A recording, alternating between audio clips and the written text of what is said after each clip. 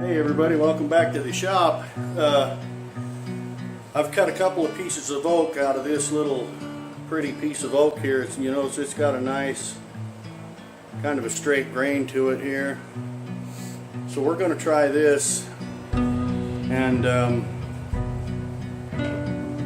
we're going to burn a couple of more scales today and try to get some epoxy in them.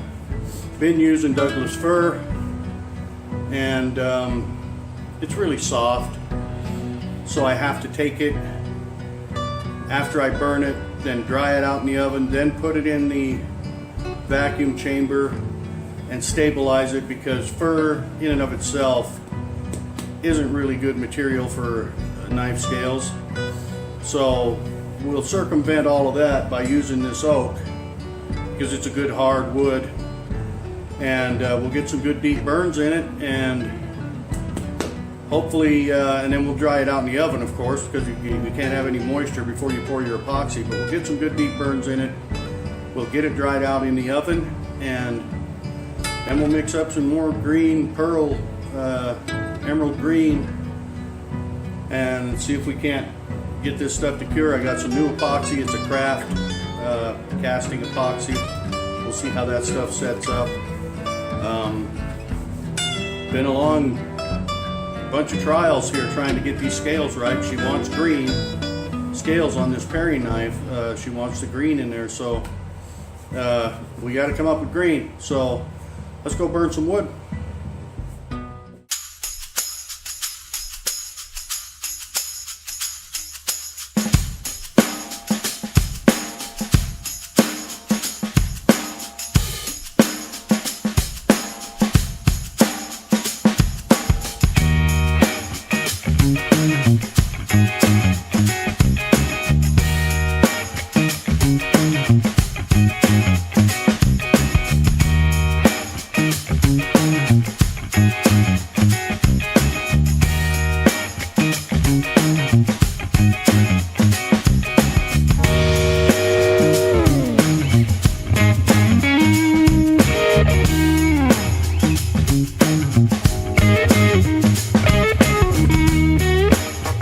What I love about having the Variac. Turn it on, and then you dial up your voltage that you want. We'll see that start smoking here in a minute, bubbling. So right there I'm turned up to about 30 volts. We've already got our solution in there.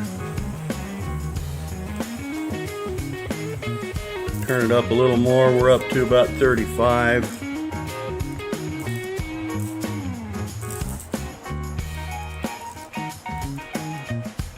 Okay. We'll turn it back down, turn it off. We'll grab a little bit more of our baking soda solution here.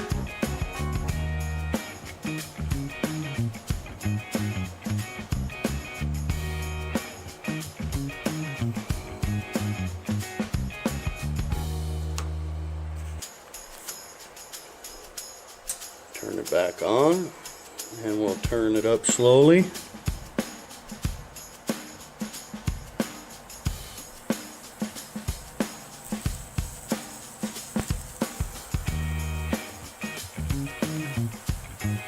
We're again at about 35 volts to get this initial burn to go through.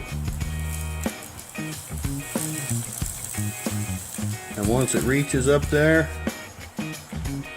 I turn it back down to about 20,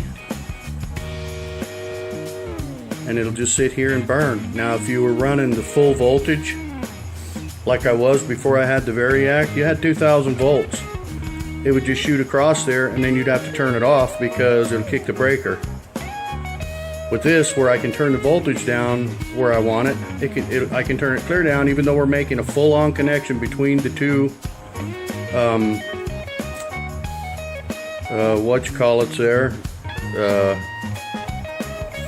Come on, help me out here. What do you call those? They're not probes. They're well, anyway, you know what I mean. Electrodes. I'm making constant contact between those two electrodes. Now, if I was pushing full on power from the variac, it would kick the breaker. But since I can, or from the Lichtenberg machine, if I was pulling the full 2000 from the Lichtenberg, that would kick the breaker. But since I can turn it down to only 20 volts through the variac, it's just enough that keeps the contact between the two electrodes, and I can get a nice deep burn. You can see how that's still burning, and I'll get nice deep burns that'll hold a lot of epoxy, colored epoxy, but yet, you know, we won't kick the breaker off. So loving this variac.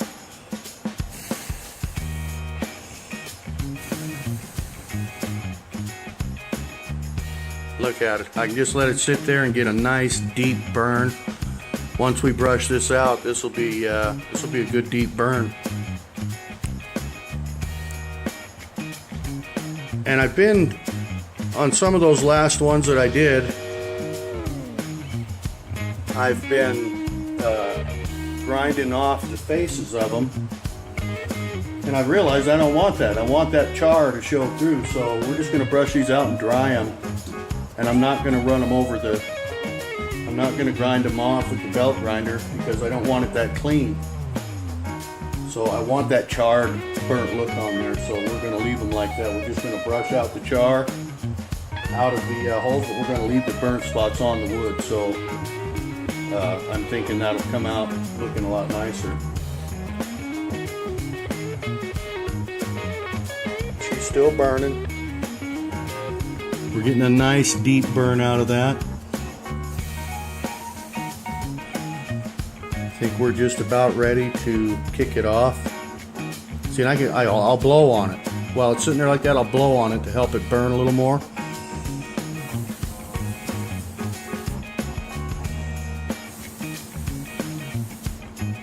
Almost like you would to get your fire started, you know? But it's enough juice that it'll just keep that red char going in there, but won't kick the breaker. It's amazing. And like I said, these are oak, so they don't burn as easily as the Douglas fir pieces that I've been using.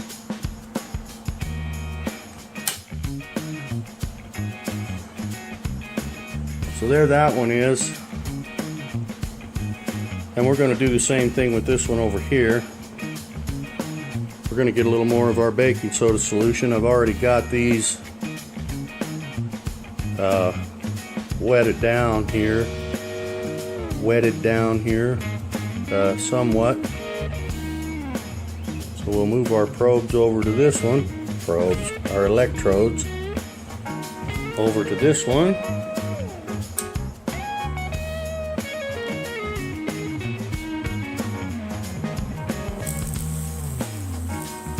You just turn it up till it starts going, and then just kind of let them meet. And once the two meet, then you can just turn it back down to about 20 volts or so. It's not enough to, well, we're going to have to put just a little more of our baking soda solution on that one, because they did kind of meet, but not quite. Not enough to make that connection.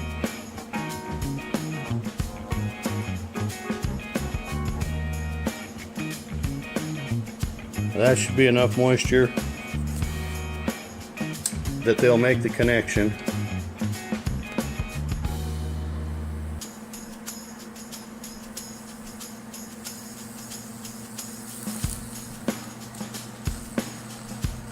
And there we have the connection.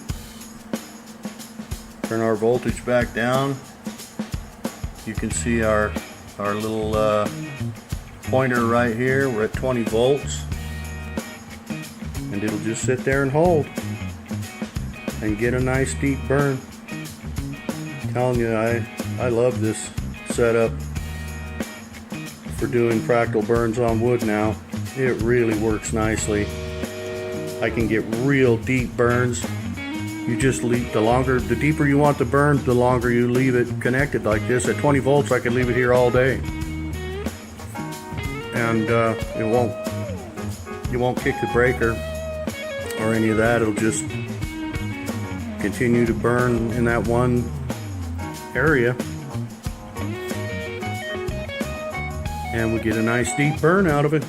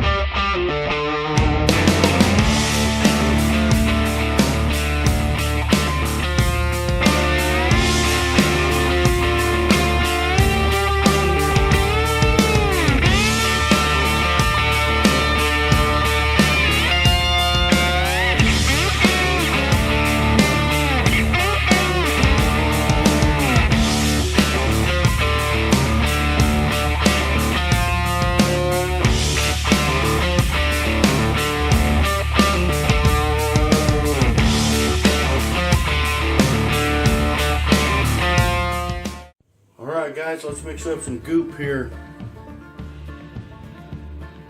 See if we can get these scales to work with this green color for a change.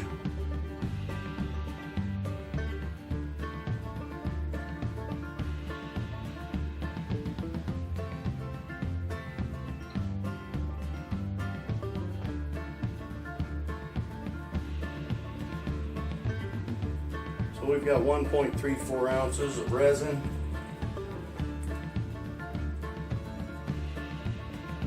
We'll put 1.34 ounces of hardener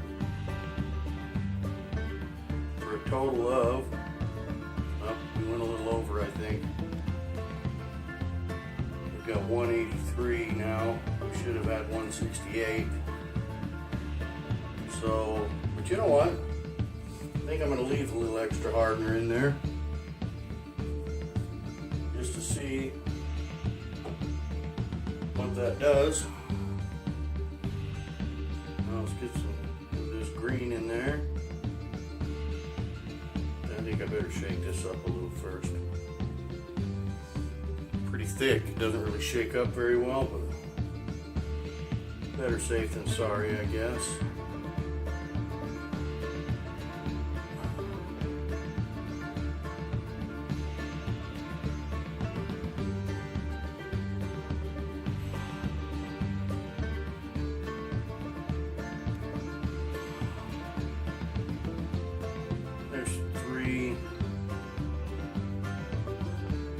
Drops of that green.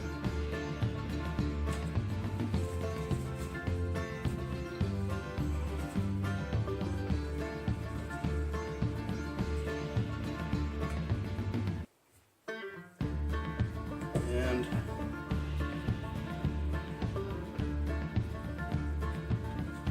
a little bit of the white pearl.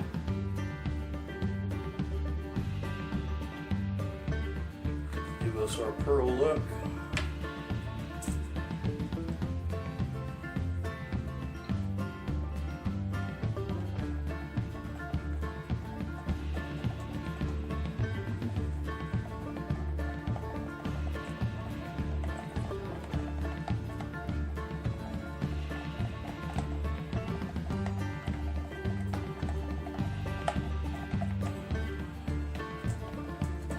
Stuff looks pretty dark, but we're pouring it pretty thin, so I think it'll work out all right.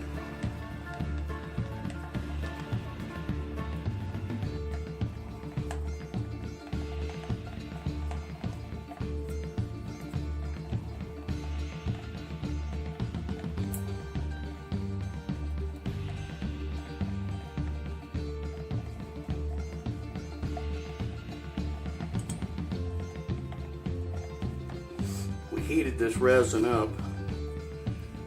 I put it in a pan. I put the bottles in a pan with some hot water. And then when the water cooled off, I replaced it and put them in there again. So we'll see if that, because I have seen some guys on YouTube who heat their resin first. So that may help, I don't know.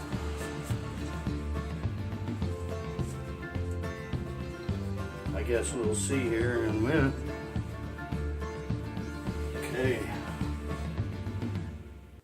Let's pour some resin, guys.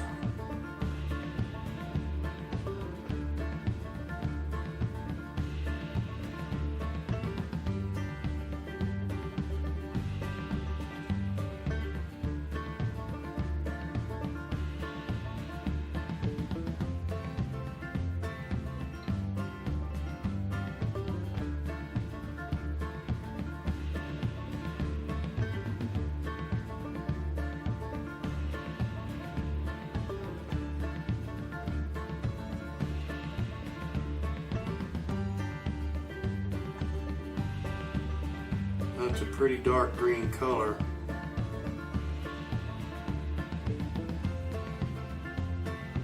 But with all of my experiences before with this green,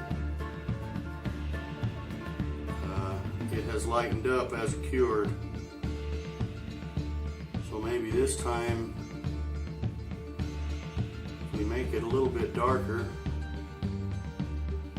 to begin with. If it tries to lighten up a little, it will still be a nice pretty green. We'll see.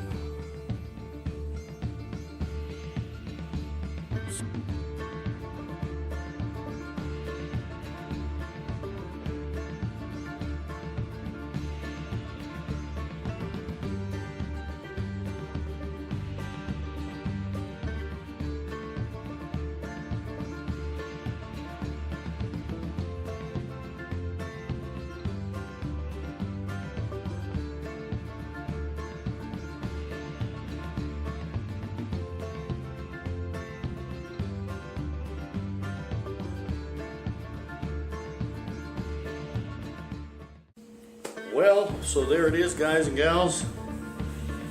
That color is a little dark, but I think it'll lighten up a little bit as it cures. I'm hoping that these scales work out, because that's been the biggest part of this project, trying to get this paring knife made for my friend Bob's wife, is trying to get these stupid scales the right green.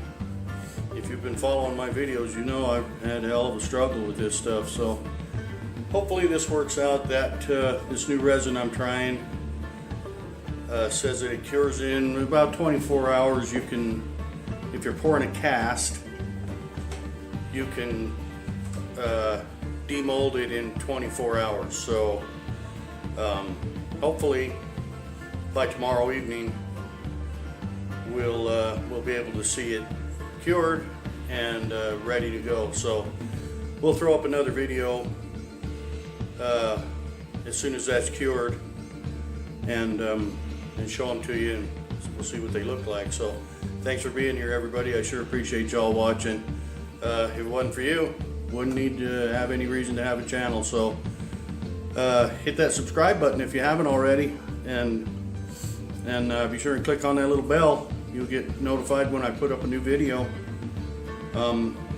We do a lot of different things out here in the shop, anywhere from repairing stuff to making knives and scales and tools and lots of forging and stuff, although I haven't been doing much forging lately, but because I'm trying to get these scales straightened out, and I've just been working regular, if not longer hours since the end of the busy season, as I normally do during the busy season. So I really haven't had much time off.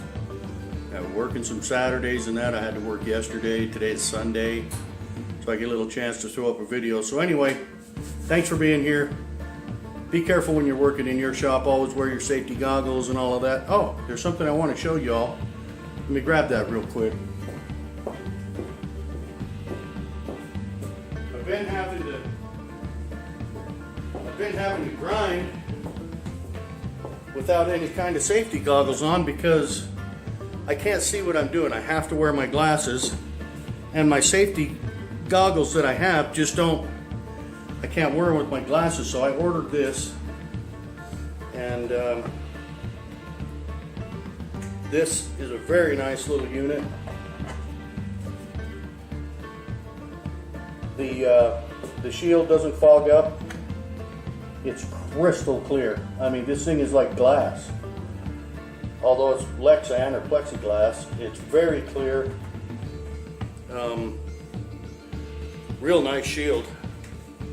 I ordered it off of Amazon. It's a Celstrom. It only took me a month to get it because the good old USPS lost my first package, and they said wait a while longer and let's see what happens, and we waited a while longer, and finally I emailed the company, and they emailed me back right away the next day and said it appears USPS has lost your package and we will get another one right out to you. And within, I don't know, 4 or 5 days, probably, yeah, 4 or 5 days, I got this. So this is going to be very handy for grinding blades and what have you. I've got a few little spots on the glasses where, you know, sparks and stuff have hit my glasses, and they're not ruined by any means, but I don't want them to be ruined either. So this is going to come in really handy. They had a lot of shields on Amazon. Most of them had that real flimsy, crappy, you know, this is a nice shell, a nice shield, almost like on a motorcycle helmet. It's very heavy, it's nice and thick, it's crystal clear. The mechanisms in that work really well to adjust it to your head size. You push in and turn on this, and then it locks into place so that it can't just move on its own. These side deals, you can adjust the tension of you know, the tension that you want so that your mask doesn't just your face shield doesn't just fall down. Very good investment, I think, for $27. Like I say, I researched several of them, and a lot of them were just garbage. I could have got one for $14, but you could see that it was just that little, the face mask part was just that flimsy little plastic, and it was yellow, you know, and you couldn't see very well out of it. And they had clear ones, but they were the same flimsy, light crap. And this is really a good solid face mask for grinding, welding, whatever. So we'll talk more about it as we use it more and see how it works out. But it's supposed to be anti-fogging and stuff. It doesn't fog up when it's on your face. So very cool. I think it's going to work out really well for me. So thanks again, guys. Take care of yourselves. Be safe in your shop. Get out to your shop and do something. Even if it's wrong, at least you're out there making an effort, right? So have a good one, and we'll see you on the next one.